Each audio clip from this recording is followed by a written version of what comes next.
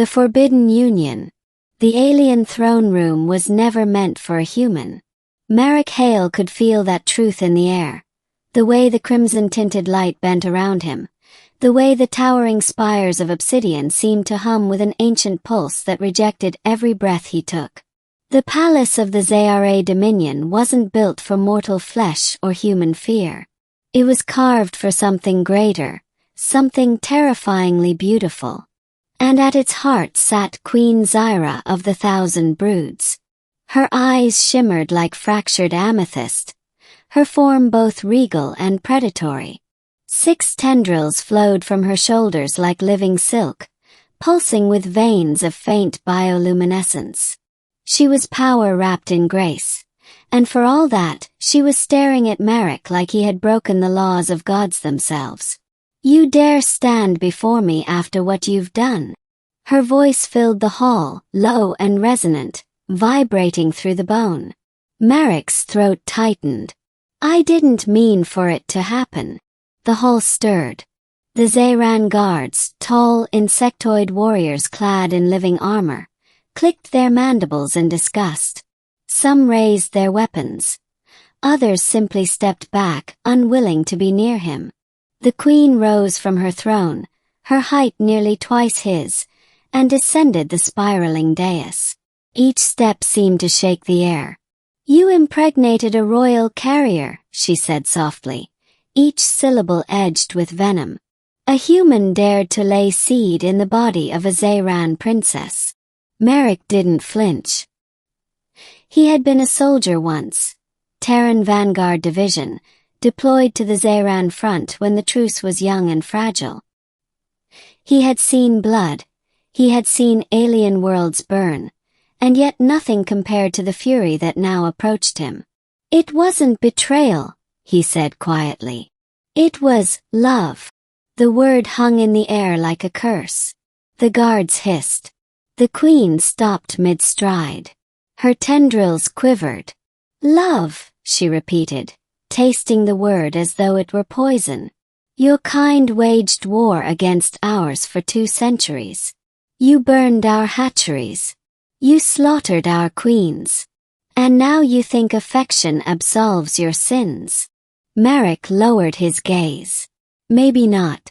But neither of us wanted this. She came to me for help. I saved her life. That's how it started." The queen's eyes narrowed, bioluminescent veins pulsing brighter. "And now she carries your hybrid spawn." Her words echoed like thunder. Merrick's mind reeled back to the night it happened, a world away on the frontier colony of Varn 4. He'd been stationed there as part of a peacekeeping unit, monitoring alien trade routes after the treaty. That's where he met Princess Saria, the queen's youngest daughter, sent as a diplomatic envoy to oversee human reconstruction efforts. She had been curious about him. His fragility, his warmth, his refusal to kneel when others did. And in time, curiosity became something else. Something forbidden. When the storms came and power failed across the colony, they had found shelter together. In the dark, in the cold, words turned to whispers, whispers to touches, and touches to something that neither empire nor reason could undo. When she told him weeks later that she was carrying his child, he thought it was a death sentence, for both of them. He tried to convince her to flee with him, to hide on the outer colonies. But before they could escape, the Queen's ships arrived. Now here he was, brought before the throne in chains that bit into his wrists. "You have tainted royal blood," the Queen said, circling him. "A contamination of flesh and code. Our biogenetics are not meant to mingle with yours. The result will be an abomination." Merrick met her gaze. "Or it could be a bridge between our worlds." The Queen stopped behind him. Her voice dropped to a whisper. "You speak like a dreamer. I should unmake you where you stand." Her claws brushed his shoulder. The metal restraints sparked. He could feel her power humming through them. He closed his eyes, bracing for the strike, but it never came. Instead, she said softly, "She begged for your life." Merrick's heart jolted. "Seria's alive." The Queen's silence was answer enough. He looked up and saw movement behind the throne. "Seria."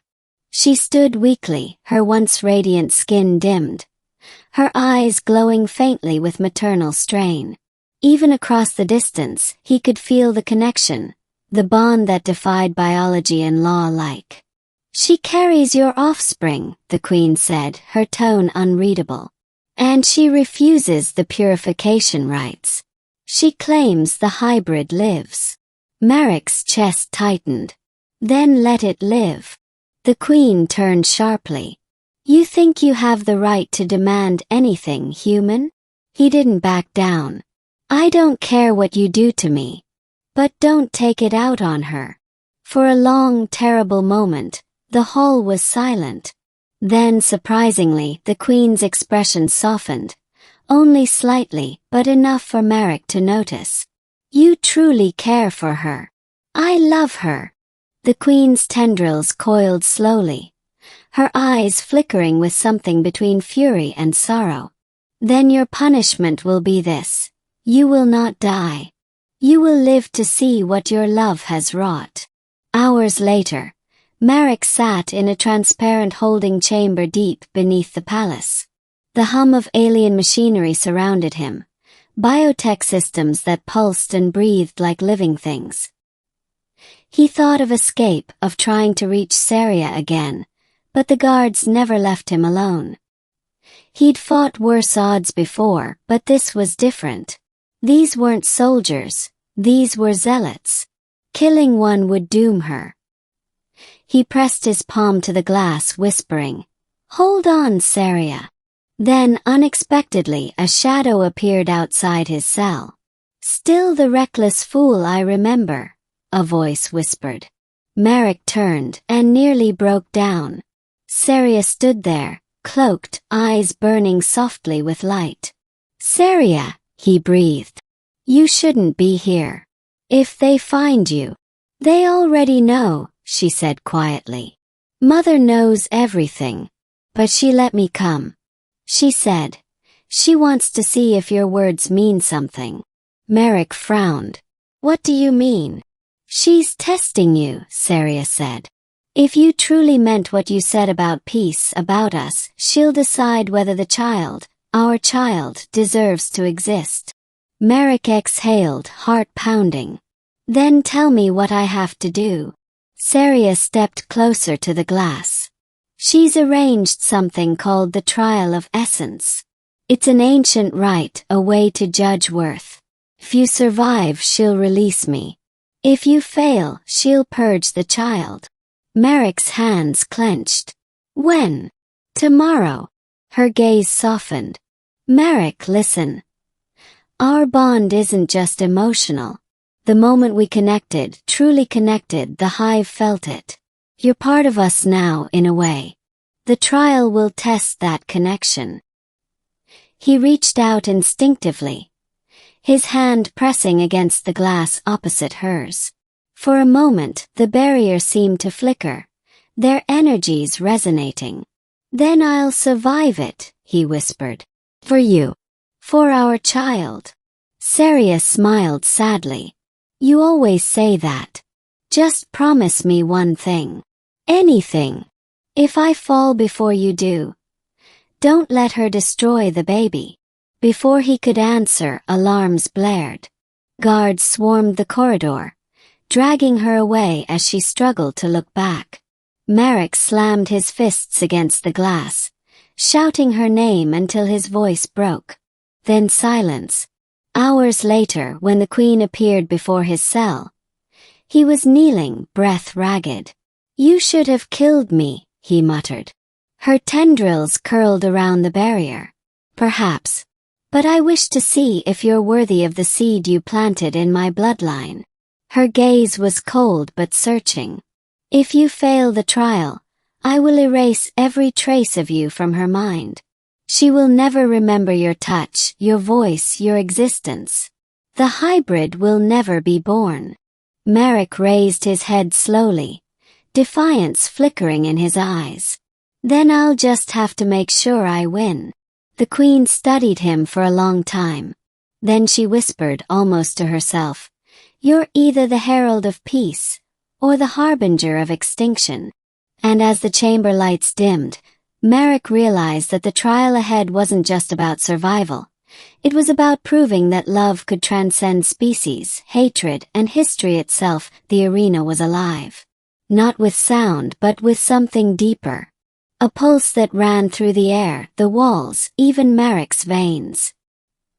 He stood shirtless, surrounded by a circular amphitheater of bioluminescent vines and living stone. The audience, Zeran nobles, soldiers, and priests, watched in silence as he faced the towering chamber at the center, a structure shaped like a heart, throbbing faintly with light. At the top of the dais, Queen Zyra loomed, her eyes aglow. "The trial of essence begins," she announced. "If the human spirit breaks, his existence ends. If it endures, perhaps there is meaning in his defilement." Her words struck like lashes, but Merrick only squared his shoulders. He'd faced alien plasma fire, acid storms, and the horrors of war. He could face this. Saria's voice echoed faintly from somewhere unseen. "Believe in what binds us." Then the walls came alive. The trial began not with combat, but with memory. A wave of energy hit him, and suddenly he wasn't in the arena. He was back on Varn 4, the colony burning around him, screams echoing through smoke. But it wasn't just a memory. It was alive, pressing against his mind. He ran through the flames, his body reacting instinctively. Human soldiers fought Zeran warriors. The air was thick with plasma fire. Then he saw her, Saria, kneeling over a wounded human child, shielding him from the chaos. "Run!" she cried, and he remembered this moment, the instant he'd first seen her not as an enemy, but as something more. Then the illusion shifted. Now it was her world, the hive planet Zeralen, once burning under Terran bombardment. Thousands of alien children fled into the acid mist while human drop pods rained fire.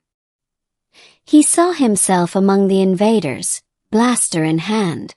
"No," he whispered. "That wasn't me." But the memory pressed harder.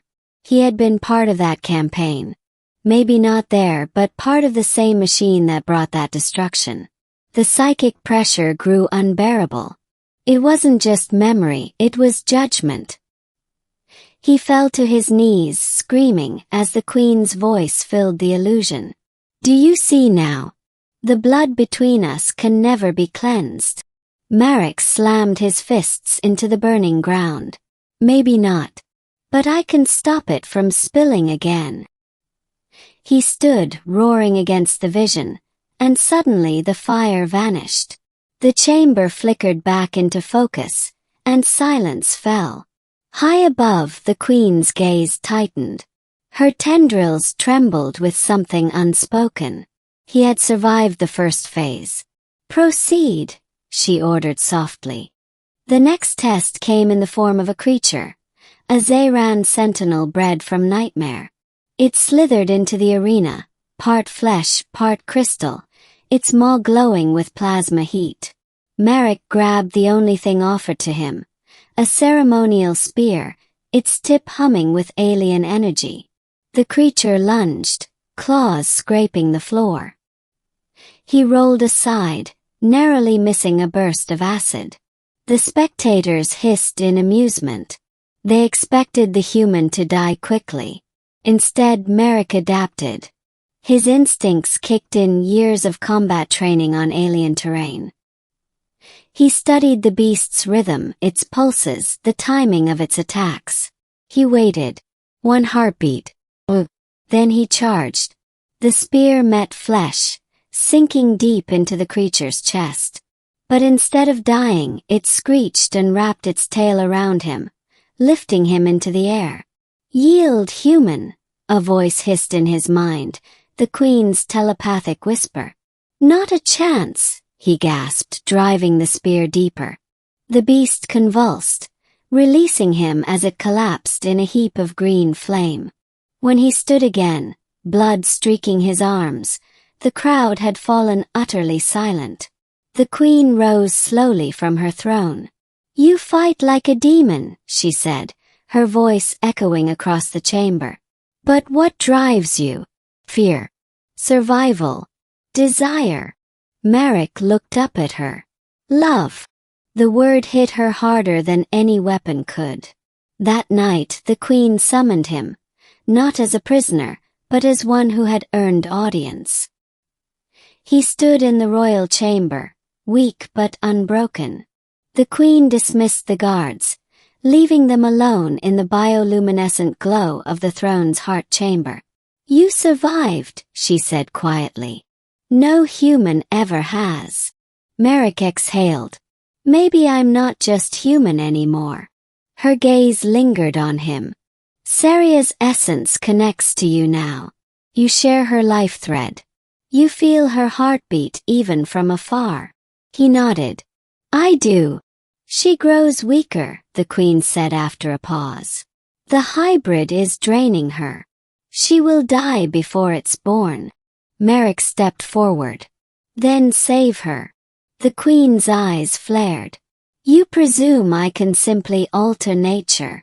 You're the most powerful being in your empire, he said. You could end me with a thought, but you didn't. You could have erased her memories, but you didn't. You care, even if you hate it. Her tendrils froze. The air grew heavy. How dare you speak to me of care, she hissed, stepping closer. You destroyed the sanctity of my bloodline. Merrick didn't move. Then why are you trembling? The queen's voice faltered for the first time. Because I cannot decide whether to kill you or protect you. Their eyes locked. For a moment two worlds collided, not in violence but in understanding. She could feel the truth through their shared link, the faint echo of Saria's heartbeat pulsing in both of them. He whispered, You feel her too, don't you? The queen looked away. She is my daughter. I feel everything. Then you know she loves me. Yes, the queen said softly, almost brokenly. And that love will be the end of her. Hours passed. The queen stood alone in her garden of stars, a biosphere suspended above the hive, glowing with celestial light. When Merrick approached, she didn't stop him. She's fading, the queen said. If the hybrid is born, it may not survive. But if I remove it, Saria will live. Merrick clenched his fists. And if you don't? Then both could die. He closed his eyes. The silence between them stretched like a chasm. Finally she whispered, Leave. I will have her moved to the outer sanctum. You will be escorted back to Terran space. Merrick turned sharply. No, I'm not leaving her. The queen's gaze hardened. You will obey. He shook his head. You can imprison me, torture me, kill me, but I will not abandon her. Something cracked inside her then, something no one had ever seen. You foolish, fragile creature, she said, voice trembling. You don't understand what you've done. He stepped closer.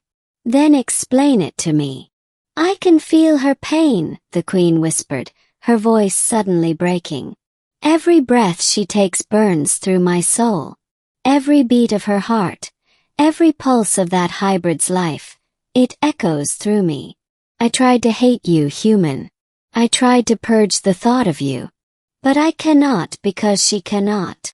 Merrick's throat tightened. Then don't fight it. The queen looked up, eyes glistening. If she dies, you die too. The link will consume you both. Then I'll die with her, he said quietly. Something inside her shattered. For the first time in her reign, the AlienQueen wept. Later, when the Med Cryalis chamber opened, She stood beside him as Saria's labored breathing filled the room. The hybrid's heartbeat echoed faintly in the monitors. 2 rhythms, one fragile, one strong. "Human," the Queen said softly.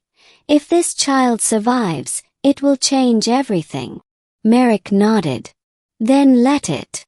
The Queen's eyes flickered, torn between rage and awe. "You should hate me. I threatened your life, your love." He smiled weakly. "And yet you're the one helping us." She inhaled, voice trembling. "If I let you go, the Council will hunt you. If I keep you, the war may reignite. Then what will you do?" The Queen hesitated, then whispered, "I will stop you from leaving." Merrick looked at her, startled. "Why?" Her gaze softened, luminous tears reflecting the light of the hive. "Because love this rare should not die in the cold." She turned to the medpod, placing her hand over the glowing shell. "Let the galaxy rage. Let the old laws break. From this day forward, no one touches her or you without my permission." And as the chamber filled with the light of 2 beating hearts, the AlienQueen of the 1,000 broods, once humanity's greatest enemy, became its most unexpected guardian.